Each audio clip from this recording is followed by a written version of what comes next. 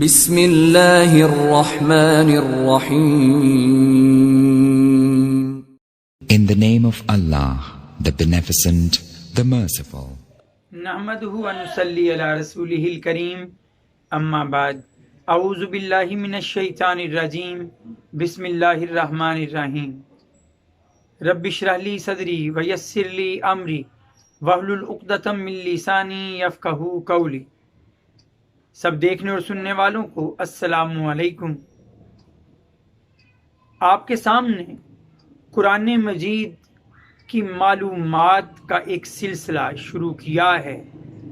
آج اسی سلسلے میں ایک اور بڑی اہم، بڑی دلچسپ اور آپ کے لیے بہت علم سے بھرپور ویڈیو لیے حاضر ہوں. امید رکھتا ہوں کہ ویڈیو کے اختتام تک آپ کا ساتھ رہے گا. کبھی آپ نے حوامیم کا لفظ سنا ہے؟ کیا کبھی آپ نے دیباج القرآن کا لفظ سنا ہے؟ یقیناً آپ میں سے کچھ ایسے ہوں گے کہ شاید انہوں نے کہیں کبھی پڑھا یا سنا ہو ان الفاظ کے بارے میں، لیکن آج آپ کے سامنے ضرور اس بارے میں کچھ رکھوں گا. آپ قرآن مجید کی بعض صورتوں کو جب پڑھیں گے تو ان کے شروع میں حروف مقطعات اللہ تعالیٰ نے رکھے ہیں، اور وہ حروف مقطعات ہیں حامیم. حامیم کے الفاظ، حامیم کے حروف اللہ تعالیٰ نے رکھے ہیں بعض صورتوں کے شروع میں. ایسی صورتیں آپ کو قرآن مجید میں 7 ملیں گی. 7 صورتیں. آپ شروع ہو جائیے سورہ مومن سے. سورہ مومن، سورہ سجدہ، سورہ غافر، جسے آپ نے سورہ مومن کو سورہ غافر بھی کہا جاتا ہے.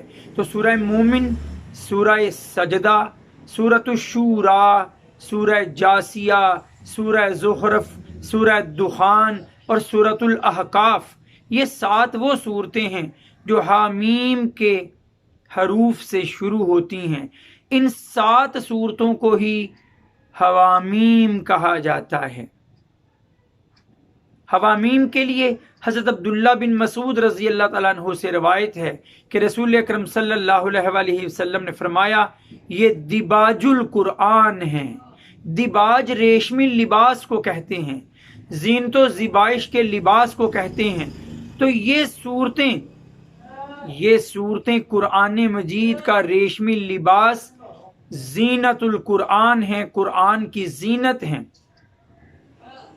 اب ایک اور روایت بھی ہے، اگرچہ اس کی سند کمزور.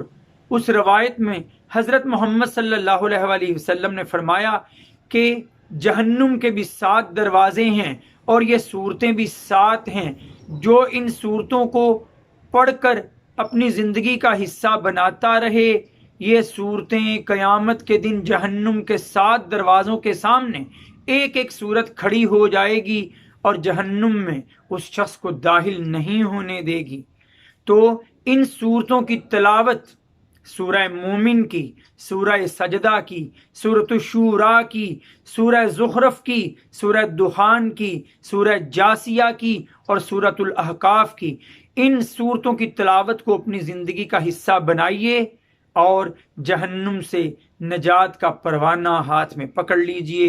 وآخر دعوانا ان الحمد للہ رب العالمین. السلام علیکم.